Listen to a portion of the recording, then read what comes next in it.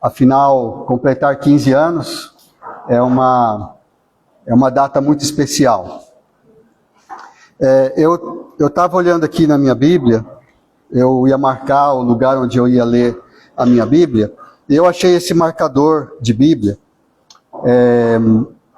Foi do Dia das Crianças em 2019. Aqui está o Gabriel, né? Naquele dia, eu fui escalado, né? Cada pessoa foi escalado para orar por uma criança, e eu fui escalado para orar pelo Gabriel e pela Mônica. O da Mônica não está aqui, está na outra Bíblia, né? Mas eu me lembro disso e eu fiquei impressionado aqui, porque a data aqui está 2019. Então faz 7 anos já que eu tenho esse compromisso de orar diariamente pela Mônica e pelo Gabriel.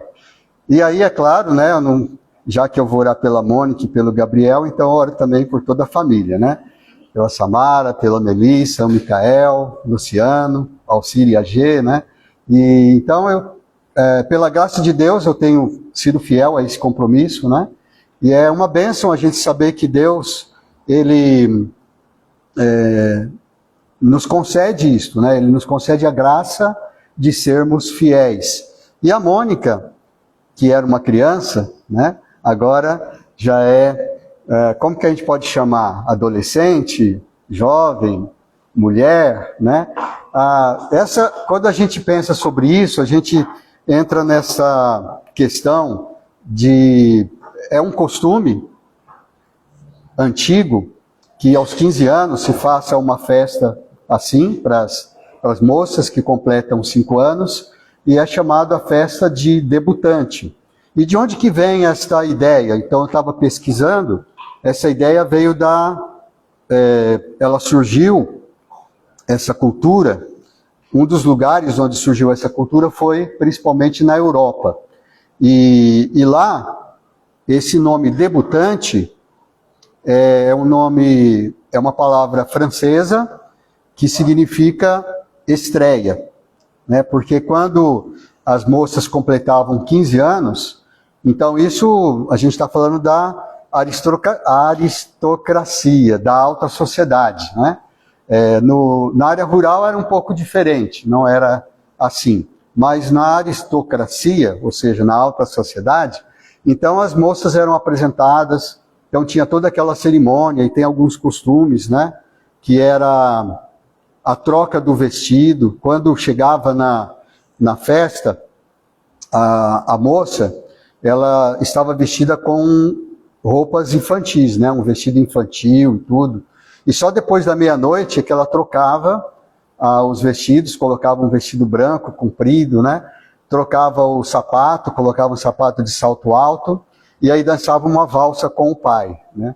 Então não sei se a Mônica vai dançar uma valsa com o Luciano hoje, mas era assim que eles faziam, né? Na Europa, naquela época. Só que o tempo foi mudando, né? Então isso era porque é como um rito de passagem, que a gente costuma dizer, em que a moça se transformava em uma mulher, né? Mas só que com o passar do tempo, a expectativa de vida das pessoas foi aumentando, a cultura foi, né, foi mudando, né, foi evoluindo, e hoje em dia é difícil chamar, né, a Mônica de mulher, né? A gente vai chamar talvez ela de jovem, né? Ela não está pronta para se casar, eu acho, né? Naquele tempo, as pessoas achavam que estavam prontas para se casar, né?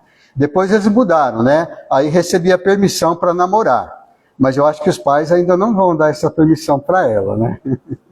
Porque agora o tempo foi mudando, né? Inclusive, existem estudos que falam que o córtex frontal, né, que a gente fala, o cérebro, né, principalmente das mulheres, ele só é plenamente desenvolvido, é aquela parte do cérebro que ajuda a gente a controlar as emoções e tomar boas decisões, ela só está totalmente desenvolvida a partir mais ou menos dos 24 anos. Né? Então, é nessa faixa mais ou menos, né, que nós esperamos aí Ou seja, hoje em dia, né, qual é a mudança na vida da Mônica? Ela está no 9º ano agora, né?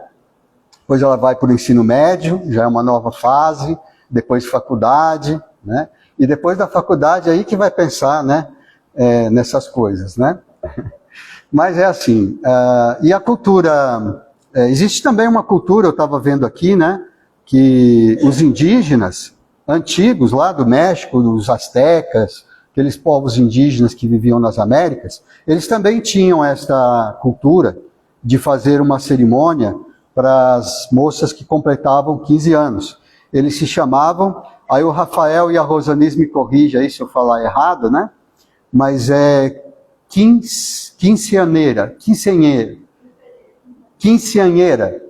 é isso, né? Quinceanheira. E é assim, lá na Venezuela é assim também? Tem essas festas de quinceanheira, né? Porque isso veio da cultura, desde a cultura indígena lá dos astecas, né? E tudo isso. Então isso tem em muitas culturas. Só que nós somos evangélicos. E os evangélicos têm a sua própria cultura.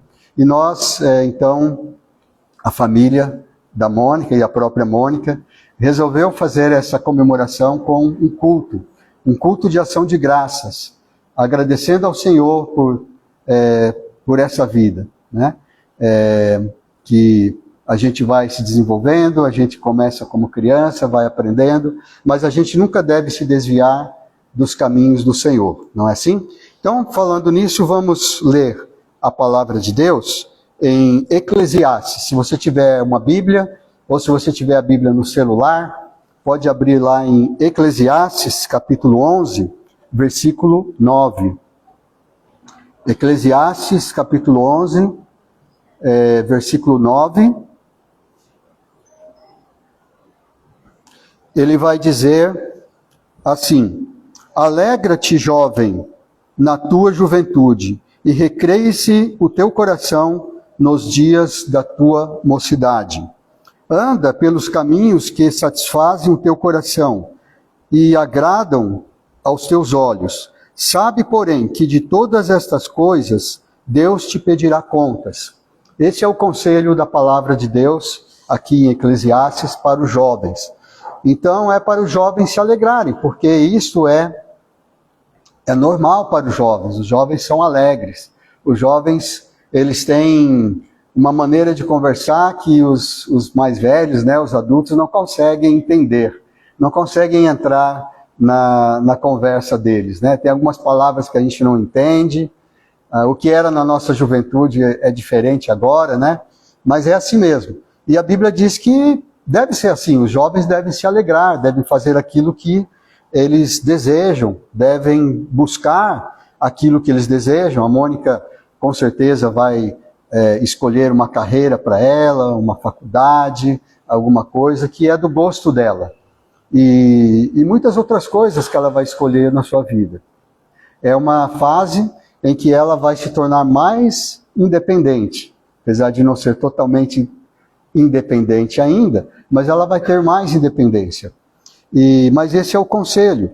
Neste caminho de fazer o que é agradável, de fazer o que agrada ao seu coração, não se esqueça de que o Senhor pedirá contas de tudo que vocês fizerem, seja jovem, seja criança, seja velho, o Senhor vai pedir contas.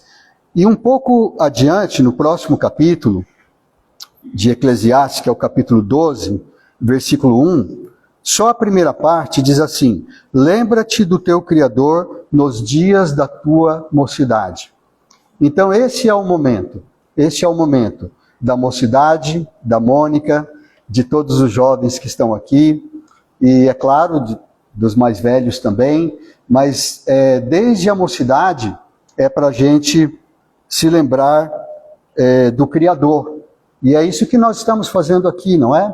E damos graças a Deus, porque a Mônica entregou a vida ao Senhor para que o Senhor cuidasse da vida dela, para que ela servisse o Senhor.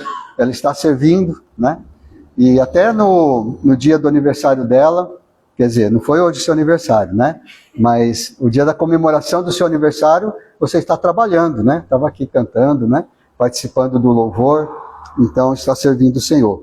Então isso é uma grande bênção. Eu procurei na Bíblia alguns versículos que falam sobre jovem, juventude, mocidade, e eu achei alguns interessantes aqui. Um deles está em 2 Reis, capítulo 5, versículo 4, que fala de uma jovem que era, eu acho que da idade da Mônica, mais ou menos, e ela estava numa situação bem difícil, mas ela não deixou de se lembrar do Senhor. Eu não sei o nome dela, a Bíblia não diz, a gente só sabe que ela era serva da esposa do Naamã. Era uma jovem que era escrava, porque quando a Síria foi lá e guerreou contra Israel, levou alguns escravos, e entre esses escravos tinha essa jovem. E esta jovem, ela foi uma pessoa muito importante na vida do Naamã, porque ela falou com a sua senhora. O Naamã era um homem leproso, e ela disse, olha, se ele estivesse em Israel, tem um profeta lá que poderia curar o meu senhor.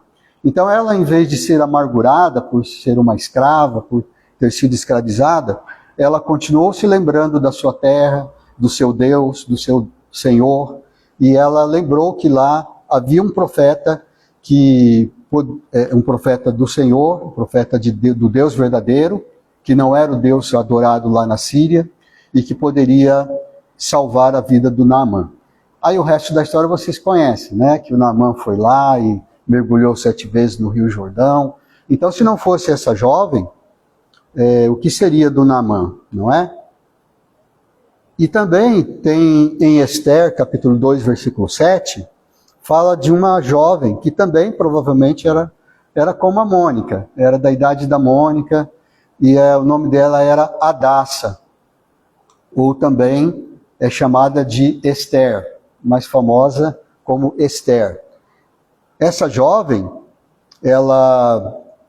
vocês sabem que naquele tempo as moças se casavam bem jovem, porque inclusive a expectativa de vida das pessoas não era tão grande. Então ela foi escolhida para ser a rainha. Ela foi, entre muitas moças, ela foi escolhida para ser a rainha. E ela tinha tudo para ser uma pessoa orgulhosa, cheia de si, né? Claro, entre tantas jovens que havia no reino, ela foi a escolhida. Mas ela foi uma pessoa humilde. Enquanto ela estava lá no palácio do rei, já como rainha, ela continuava obedecendo o seu pai adotivo, porque ela foi criada pelo seu tio, Mordecai. E a Esther, ou a Hadassa, como é o nome em hebraico, ela foi muito importante. Ela foi a moça que salvou o povo de Israel. Ela estava no lugar certo, na hora certa, para poder livrar o povo de Israel do extermínio. E se a gente for passando na Bíblia, a gente vai ver muitas histórias de muitos jovens e que serviram o Senhor, né? Homens e mulheres, né? Mas tem um salmo, o salmo que o Alcir e a G leram, os avós da Mônica, Salmo 71:7, diz assim: o Senhor me tem ensinado desde a minha mocidade, desde o ventre da minha mãe, e durante a minha mocidade o Senhor me tem ensinado. Salmo 119:9 fala: de que maneira pode guardar, o jovem pode guardar puro o seu caminho, observando segundo a tua palavra, a palavra de Deus. E assim por diante, tem muitos versículos na Bíblia que dão esses conselhos, e eu vou deixar só como final aqui o conselho que que Paulo deu a Timóteo, que também era um jovem rapaz. Isso serve para os jovens e as jovens, né, para todos que estamos aqui, e para os velhos também. Mas o conselho é esse, em 2 Timóteo 2:22. É tudo 2, é fácil decorar esse versículo, né? 2 Timóteo 2:22, são quatro vezes o número 2, que diz assim, alguém sabe esse versículo de cor? Vou desafiar aqui, se souber, fala junto comigo. Esse versículo era obrigatório para a gente decorar, eu quero que você decore, viu, Mônica?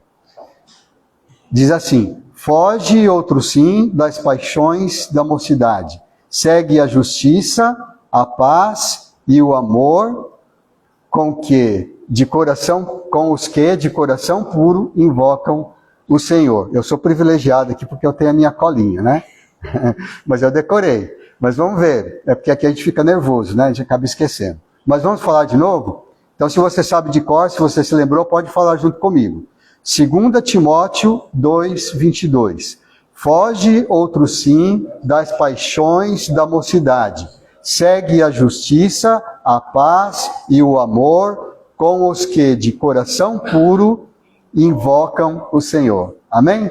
Que todos nós possamos seguir o exemplo da Mônica e servir o Senhor e invocar o Senhor e ter um coração puro e observar segundo a palavra de Deus. E eu vou continuar orando pela Mônica. Ela não é criança mais, mas eu vou continuar orando até quando Deus permitir. Amém? Então vamos orar também nesse momento e depois eu volto a palavra para o Lael, para ele continuar.